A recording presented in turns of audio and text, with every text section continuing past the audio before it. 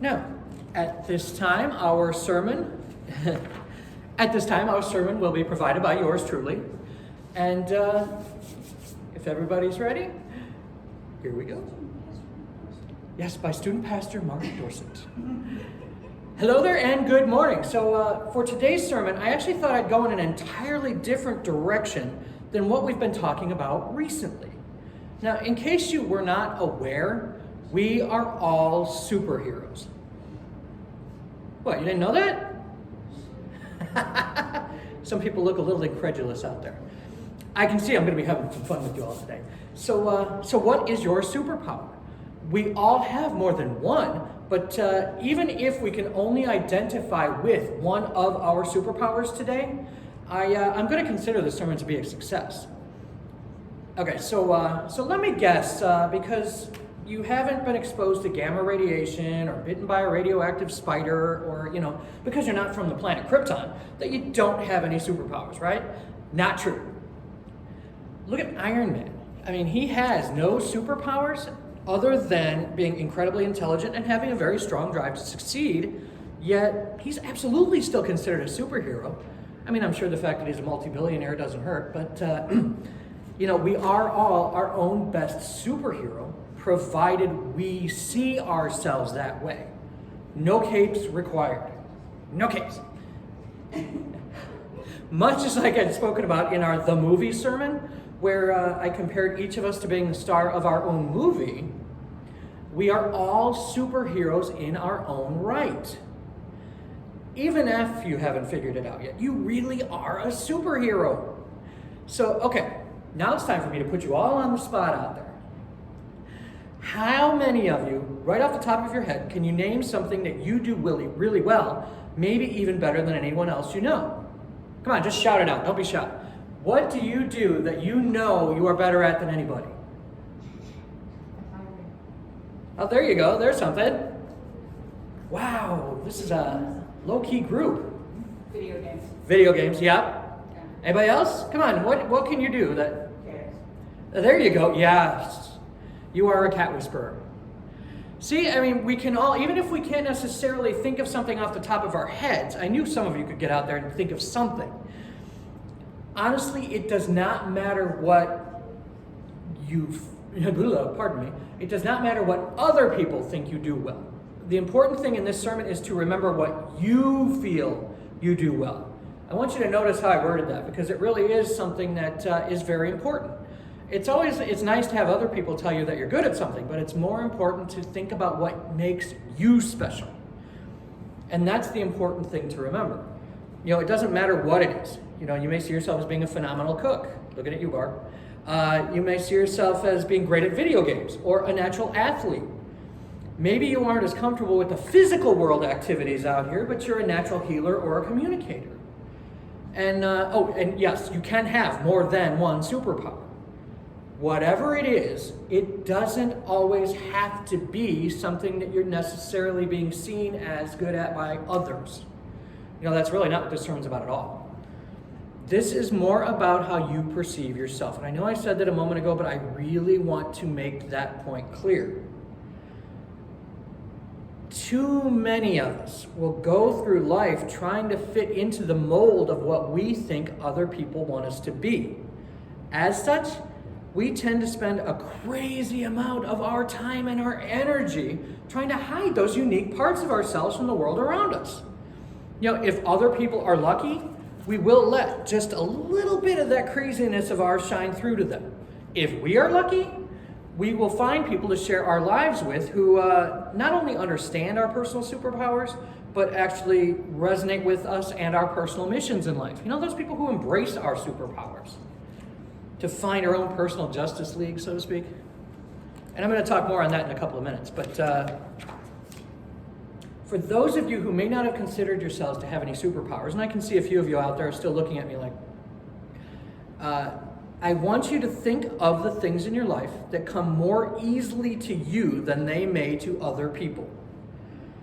Or maybe it is more appropriate to ask you, what makes you special? What makes you a unique and wonderful sunflower? I mean, we are in Spiritualist church after all, so. For me personally, one of the things that actually makes me special is the fact that I'm left-handed. I'm very left-handed. Even though for most of my childhood I was told how backwards I was, I considered my left-handedness to personally be a superpower of mine. Why would that be? Because honestly, that is something that sets me apart from literally 90% of the population.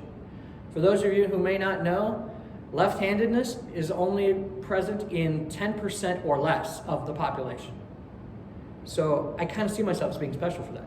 But also, being a very left-handed person, it also makes me a very right-brained individual in my thinking. In other words, I'm very naturally empathetic as well. So what does that mean? Anybody know what empathy is, or empathy, or being empathetic? It basically means that even if someone has gone through a situation that I may not have personally gone through, I have the ability to relate to what they are talking about or what they are feeling in a more profound way than someone who's not as empathetic would be able to do. And really, that's just one of the things that I consider to be a superpower of mine, and that it does set me apart from others. Other people will have other things that they see as their own superpower. You know, for example, I do have a friend of mine that he calls himself a cosmic jester. And the reason for that is because one of his very many superpowers is that he has the ability to make people laugh while simultaneously helping them to think about whatever situation they are going through in a new, more positive, more profound way. But because he does it through humor, he sees himself as a cosmic jester. And I really think that is a great superpower to have, personally. Before I go any further, I do think it's important for me to acknowledge that some of you still may not recognize that you still have superpowers at all. Honestly, that's quite simply not true. That's just your anxiety lying to you. And remember, anxiety lies. You might be that great cook. You might be phenomenal at crossword puzzles, exceptional with animals. You are going to find that there's always something that sets you apart from every other being in the universe. Now, at this time, I do feel like I should mention that a few of the physical world superheroes that we see every day, people who have been called by spirit to spend their lifetime running into burning buildings, or healing others in a hospital or in a clinical capacity, driving an ambulance, working in the field of protecting and serving the rest of us here on Earth. You know, I want to express a debt of gratitude personally to each and every one of those people who kind of help make our physical lives here on Earth a safer place to be. I did almost become a paramedic when I was younger. I really did. But I was talked out of doing that by someone who was well-meaning but very fearful. They actually told me that the health issues that I have would make me unsuitable for the job. That's literally how it was worded by her. But, it really doesn't bother me all that much that I did not take that particular path. I honestly think Spirit's helped me to find where I'm going to do the most good anyhow, hopefully.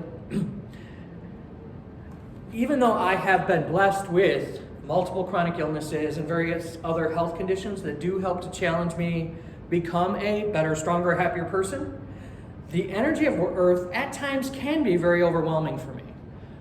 And now, just out of curiosity, a show of hands, how many of you out there can relate to that? That Earth, the energy down here can sometimes be a bit harsh and overwhelming. There we go. That's what I kind of expected. Okay. Now, I think that if we are honest with ourselves, we can have that bit of a difficult time here, but that is also one of the main reasons that it is so important for each of us to discover those superpowers. Once we know what makes us each powerful and unique, we can use those abilities not just to survive here, but as I said a minute ago, to learn, grow, strive, and thrive. That ability lies with each of us. We just have to find it. And on that note, you know what? I do think it's about time for me to kind of speak more about the spiritual side of our superhero powers. After all, you know what? We are here for the science, philosophy, and religion of spiritualism, right? Isn't that why we're all here today? You're like, yeah, I'm here because you made me. Spiritualism. Come for the mediumship, stay for the message. Anyhow, part of this, okay? Now, let me talk about our spiritual gifts for just a few minutes, okay? When I'm talking about spiritual gifts, I'm referring to more than just mediumship. But I do think that's probably the most recognizable place for us to start is with mediumship. While I do consider that to be something of a superpower, it's more than just a natural ability that only some of us have. I can't stress that enough. While yes, it is true that some people are more naturally mediumistic than others, it's really no different from any other ability that comes naturally. But also, that does not mean that it is a skill that cannot be learned by everyone. And this is the voice of experience talking right now. As I've said before, as your student pastor, I'm never going to stand up here and tell you to take something on faith. I have seen more people than I can count walk into a mediumship workshop, and they're walking in while shaking their heads and saying, oh, I'm just wasting my time. I know I'll never be able to do this for myself at all. And then you fast forward to the end of that workshop, or for example, you fast forward 6 weeks into a development circle, which we will be starting soon, and they are routinely communicating with loved ones in spirit and their guides, and all while realizing that it has become almost second nature for these people to do so. It's like, hooray, you finally found your spiritual superpower that you never thought you'd have, you know? And I get so excited when I see that. And I've seen so many of you out there have that experience where you're just, at first oh, I can't do this. I don't know what I'm thinking, you know? And then afterwards, it's, hey, wow, I can do that. That's amazing. And it is something that we can all do. And quite honestly, there really are an incredible number of spiritual gifts that even if we do not feel that we naturally have, they can be learned. Mediumship, inspirational speaking, automatic writing, automatic typing, which is one I happen to do very well. Billet reading, that's where you have a piece of paper that's folded and you can't physically see what's on it, and you can do the, like Karnak. There's various healing modalities. You know that one, yeah. Physical mediumship phenomena. That's just to name a few. I mean, that list goes on. Some people are very natural mental mediums. That happens to be me. Some people are natural physical mediums. Some people are natural healers, and we have a few of those in our congregation today. Whether they be physical, emotional, or even spiritual healing. Now, personally, I find that I have a natural ability to connect with loved ones in spirit, as well as various forms of higher guidance. That is something that I have a natural ability to do. I also, unfortunately, I have a natural ability to affect electronics. And if I'm frustrated or stressed out too badly, things will literally fly around the room.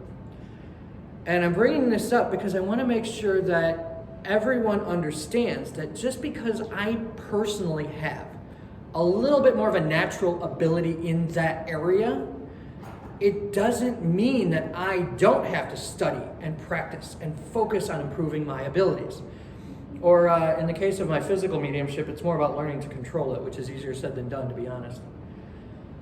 Just because you may not feel that you are naturally good at something, that also does not mean that you shouldn't try. For so many of us, tenacity is a superpower in its own right. I mean, does that make sense? Really, if you think about it? By the same token, just because you are naturally good at something, it doesn't mean you don't have to practice. I mean, even in the comics, the superheroes are always training to improve. So, hopefully, you are now able to see just what a superpower or what a superhero you are in your own right. Even if you didn't recognize your own superpowers at the beginning of our little candleside chat here, hopefully you're able to see now what it is that makes you so unique and special. Embrace that special part of yourself. Know that you are a wonderfully spiritually empowered superhero in your own right. No matter what gifts you have, they are uniquely and specially yours. As you go forth this week, let your power shine through. Not just to help those in your own life, or not just to help yourself in your own life, but to help those people around you in your life. I think you will find that by doing so, that by allowing those powers to show through, your own unique light to shine through, that it will help you to find your own personal justice league of people who resonate with your powers and resonate with you. And if you are looking for a place to call your own spiritual superhero sanctuary, your own fortress of solitude, come join us every Sunday here at the Christabelle Spiritualist Church. Same bat time, same bat channel. No capes required. Thank you.